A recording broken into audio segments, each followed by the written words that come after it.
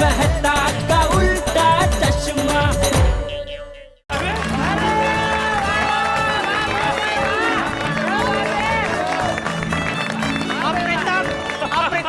अप्रीतम नहीं रे, अप्रतिम।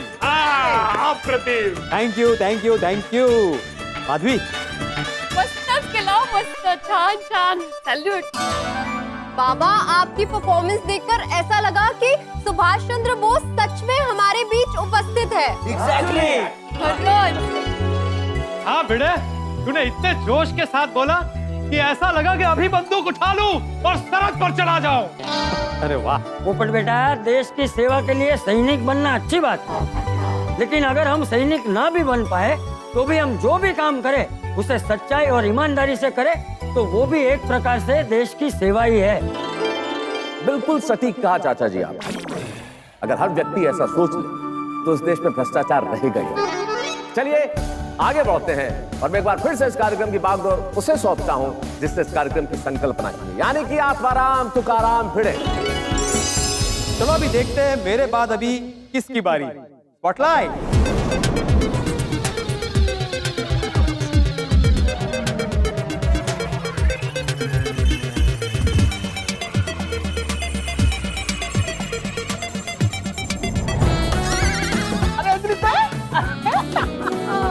आपको बता दो क्या बनी हो।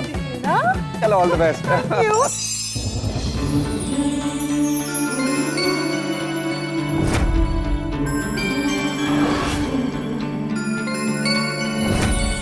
अंजलि भाभी बनी है भारत की कोकिला के नाम से विख्यात सरोजिनी नायडू। सरोजिनी नायडू, सरोजिनी नायडू, सरोजिनी नायडू, सरोजिनी।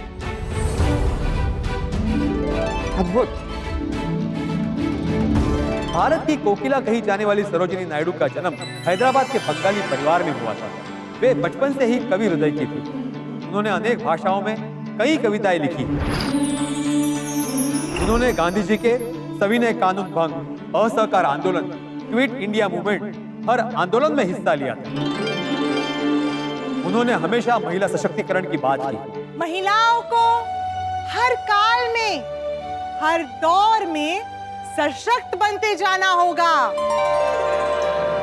जब महिलाएं सशक्त होगी तभी तो हमारी पीढ़ियां, हमारा देश सशक्त होगा। देश की एकता और भाईचारे के बारे में जब उनसे पूछा गया तो उन्होंने कहा, सच्चा धर्म वही है जो इंसान को इंसान से जोड़े, और वो धर्म है भारतीयता,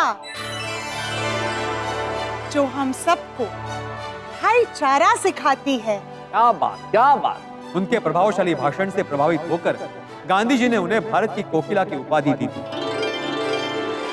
और कभी कभी गांधी जी उन्हें डियर बुलबुल, डियर मीराबाई, तो कभी कभी मदर कहकर भी संबोधित करते थे। वो एक अच्छी लेखिका और कवियत्री भी थी। श्रम करते हैं हम कि समुद्र हो तुम्हारी जागृति का क्षण। हो चुका जागरण, अब देखो निकला दिन कितना उज्जवल। अब देखो निकला दिन कितना उज्जवल। सरोजिनी देवी उच्चाभ्यास के लिए लंदन गई। वहां पहली बार गांधी जी से मिली और उनसे प्रभावित होकर, बापू, अब मेरा जीवन देश की स्वतंत्रता के लिए, अब देश की स्वतंत्रता ही मेरा आजीवन लक्ष्य है। वंदे मातरम। वंदे मातरम। जीवन में हर पल में आजादी का मंत्र हो, ऐसी स्वतंत्रता के मत वालों को हमारा नमन हो।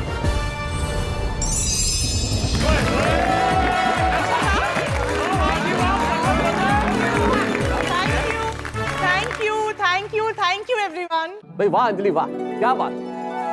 ऐसा लगता है कि स्वर कोकिला सरोजिनी नायडू जी को तुमने यहाँ पे फिर से जीवंत कर दिया। आहा, स्वतंत्रता ही अब आजीवन लक्ष्य है। क्या बात है, किस ढंग से गाया भाई, वाह। Thank you.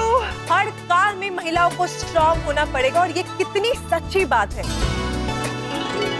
बिल्कुल बिल्कुल बबीता जी, आज भी कई जगह पे महिलाओं पे कितना अत्याचार होता है। सही कह रहे हो जेठालाल। ये बात हर युग की हकीकत है। मेरी शादी होगी, मैं अपनी पत्नी को देवी की तरह रखूंगा। वाह वाह पोपट भाई, क्या बात है पोपट भाई। वाह पोपटलाल भाई वाह। थैंक यू बहनों। तो फिर आप सब प्रार्थना कीजिए कि मेरी शादी जल्द हो जाए। भाई पोपटलाल, ये तो हम सभी चाहते हैं कि तुम्हारी शादी जल्दी से जल्दी हो जाए, लेकिन तुम्हें कोई पसंद ही नहीं करता, तो हम क्या करें? एक मिनट, पसंद नहीं करता मतलब क्या? आप कहना क्या चाह रहे हैं मेहता साहब? मतलब पसंद नहीं करता मतलब मेरे कहने का मतलब ये है कि तुम्हारा किसी से मेल नहीं हो पा रहा है ना पोपटलाल। मेहता साहब और पोपटलाल से नम्र निवेदन है कि ये समय और ये स्थल इस चर्चा के लिए उचित नहीं है, तो अभी प्रोग्राम को आगे बढ़ाते हैं। हाँ? देखते हैं स्पॉटलाइट किसकी तरफ आता है। Spotlight please.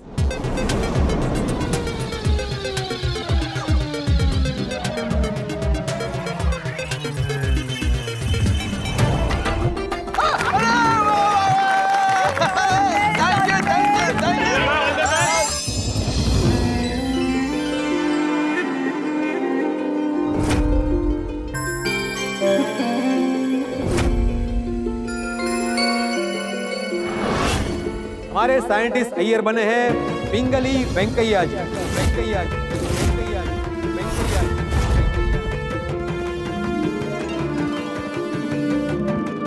मैं जानता हूं कुछ लोग सोच रहे हैं कि ये पिंगली वेंकैया कौन थे। फिक्र मत कीजिए, मैं आपसे उनका परिचय करवाता हूं। पिंगली वेंकैया का जन्म 2 अगस्त 1876 में वर्तमान आंध्र प्रदेश के मछलीपट्टनम के निकट भटला पेनुमारू नामक स्थान पर हुआ था। पिंगली वेंकैया को भूविज्ञान और कृषि क्षेत्र से विशेष लगाव था और वो भी भारतीय ब्रिटिश सेना में थे और अफ्रीका के एंग्लो बोर युद्ध में गए थे और वहीं पर उनका परिचय हुआ गांधी जी से और उन्होंने अपना जीवन देश के प्रति समर्पित कर दिया। काकीनाडा में आयोजित भारतीय राष्ट्रीय कांग्रेस अधिवेशन में उन्होंने कहा, हम भारतीयों की एक खासियत है, हमारे यहाँ विविध प्रकार की भाषाएं, विविध प्रकार के खान पान, अनेक वेशभूषाओं का पहनावा है, लेकिन हमें एक छत्र के नीचे आना हो, अपनी पहचान बनाना हो, अपनी पहचान का सर्ववादित करना हो,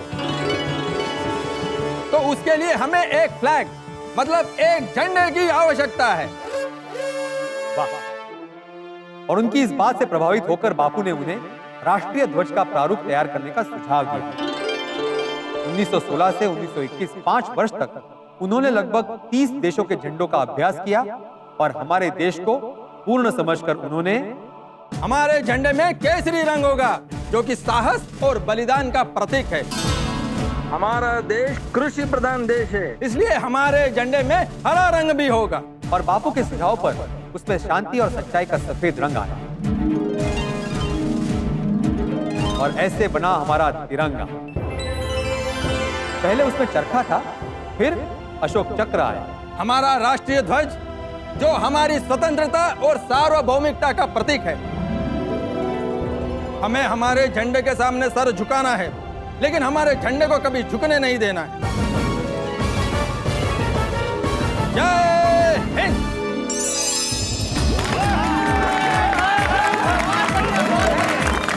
एकदम ठाठा। थैंक यू नंद्री नंद्री रुम्बा नंद्री, थैंक यू।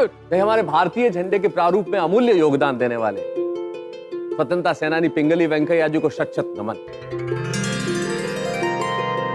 उन्होंने जो रूप दिया, तो आज हम यही कह सकते हैं कि विजयी विश्व तिरंगा प्यारा, झंडा ऊंचा रहे हमारा।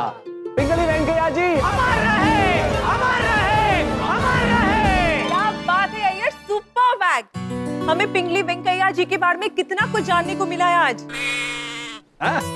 हमने सबके बारे में स्कूल में पढ़ा तो था, लेकिन हम भूल जाते हैं। ये सब हमें फिर से याद दिलाने के लिए thank you so much. Thank you, thank you.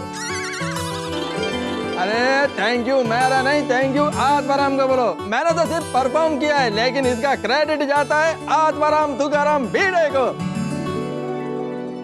वाह भिड़े वाह, तूने इतिहास के माध्यम से हमारे स्वतंत्र सेनानियों की काफी दुर्लभ जानकारी हमें याद दिलवाई। सच में करेक्ट करेक्ट।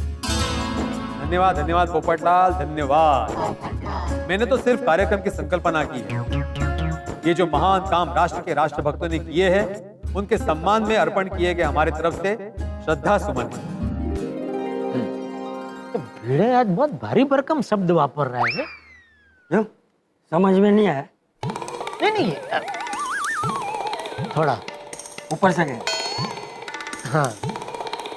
कौन सा शब्द समझ में नहीं आया? ओ संकल्पना। या संकल्पना नहीं, संकल्पना मतलब परिकल्पना, समझा? और कौन सा शब्द समझ में नहीं आया? वो सुमन श्रद्धा। सुमन श्रद्धा नहीं थी, श्रद्धा सुमन मतलब श्रद्धा के फूल। अच्छा ठीक है? तो अभी आगे बढ़ते हैं और देखते हैं अगली बारी किसकी है। स्पॉटलाइट।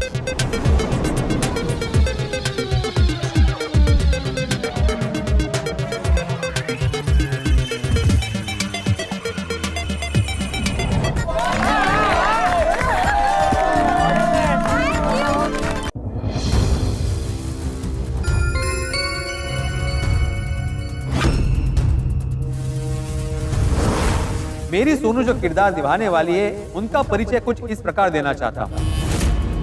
वो बचपन से ही विचारशील और वीर थी। मोरपन तांबे और भागीरथी बाई की सुपुत्री, जिनका बचपन का नाम था मणिकर्णिका। मणिकर्णिका पवित्र नदी गंगा का भी एक नाम है। मणि यानी कि रत्न, और वो रत्न है झांसी की रानी लक्ष्मीबाई। लक्ष्मीबाई, लक्ष्मीबाई, लक्ष्मीबाई, लक्ष्मीबाई।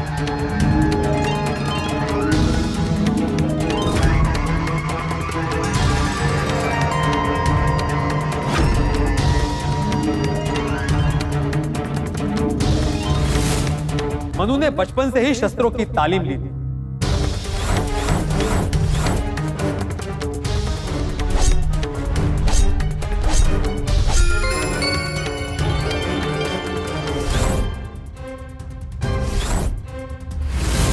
वो बिजली की गति से वार करती थी।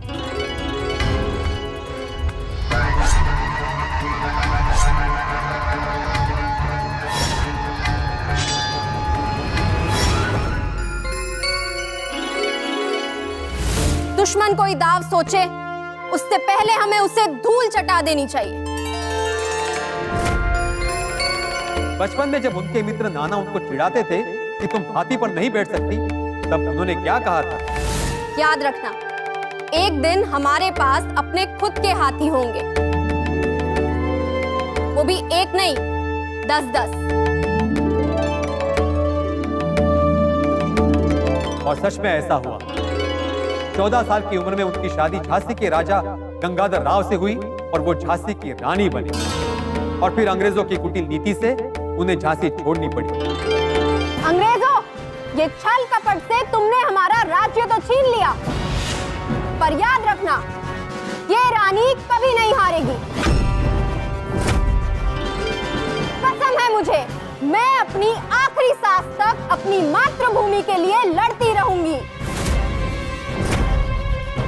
उनकी ये ललकार हर तरफ गूंज उठी। मैं अपनी झांसी नहीं दूंगी।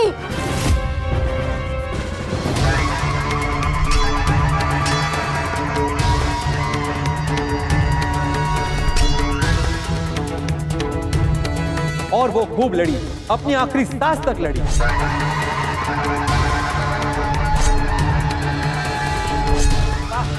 तेरा स्मारक तू ही होगी, तू खुद अमिट निशानी थी। बुंदेले हर बोलो के मुंह हमने सुनी कहानी थी।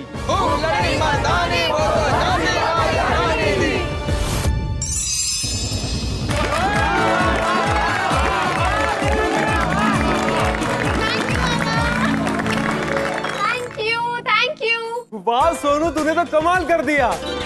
वाह सोनू, तूने तो टप्पू सेना का नाम रोशन कर देता। सोनू, तेरे परफॉर्मेंस के लिए there is only one word, लाजवाब। अरे भाई, कोई मुझे तो बोलने दो। अंकल मेरे बाद सोनू अप्रतिम अप्रतिम। वही तो बोल रहा था मैं, अप्रतिम सोनू वाला, अप्रतिम। सुंदर सुंदर मस्त सोनू। थैंक यू आई। ये सोनू दोनों हाथों से तलवार चला रहे थे तो ऐसा लग रहा था कि स्वयं रानी लक्ष्मीबाई यहाँ पर आ गई। खरेखर तू कितनी बहादुर थी, बहुत बड़ी वीरांगना थी। इस पर मैं कहना चाहता हूँ, स्त्री शक्ति थैंक यू।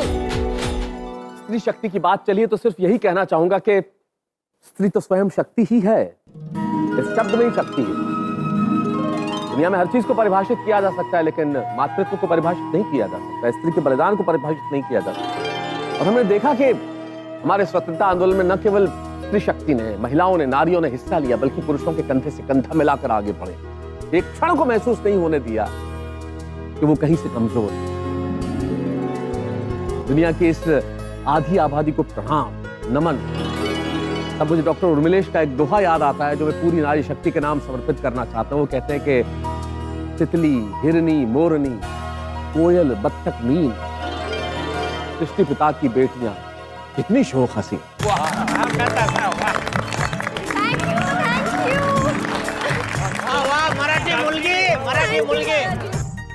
अब मैं बुलाना चाहूंगा, मैं नहीं, स्पॉटलाइट बुलाना चाहेगा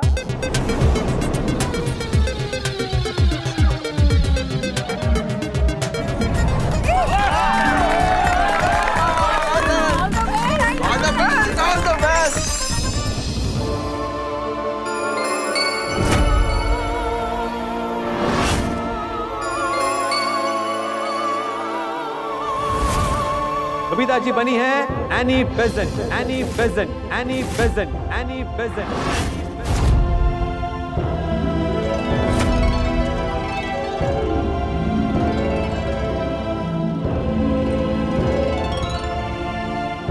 क्या बने हैं? Doctor Annie Besant.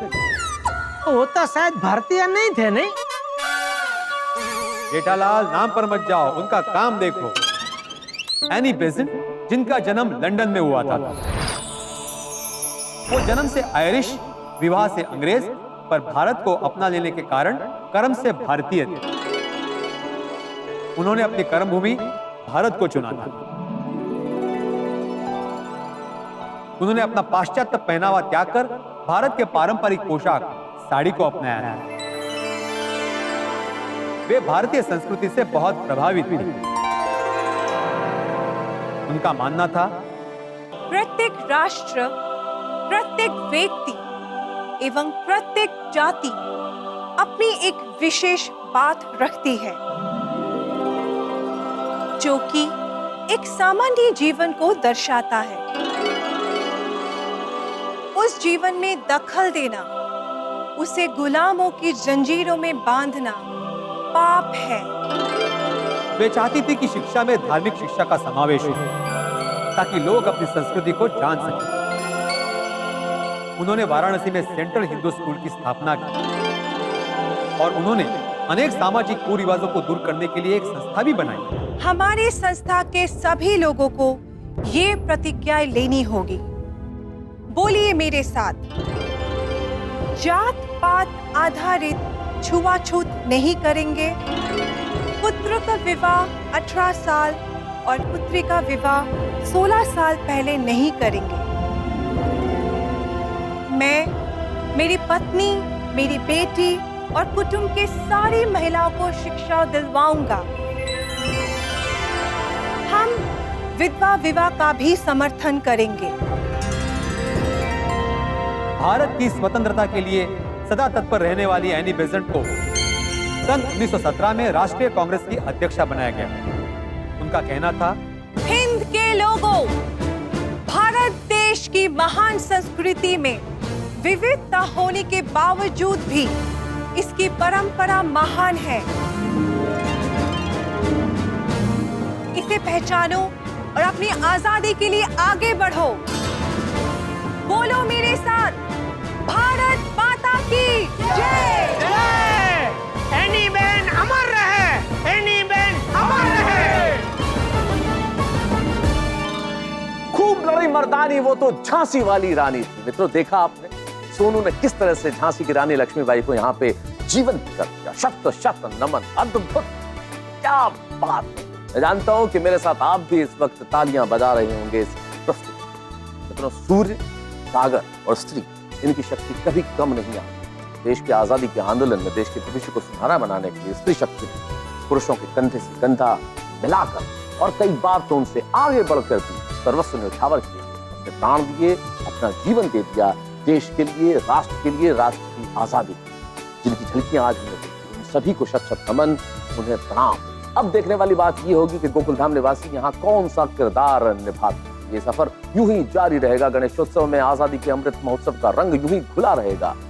कौन क्या बनेगा, आप भी सोचिए और मैं भी सोचता हूँ। तो ये जरूर सोचिएगा कि कौन सा किरदार यहाँ पे निभाया जाएगा गोकुलधाम निवासियों द्वारा, और जो दर्शकों की तरह यहाँ बैठे हैं वो क्या करेंगे, बस जानने के लिए देखते रहिए तारक मेहता का उल्टा चश्मा। देखते रहिए, हंसते रहिए।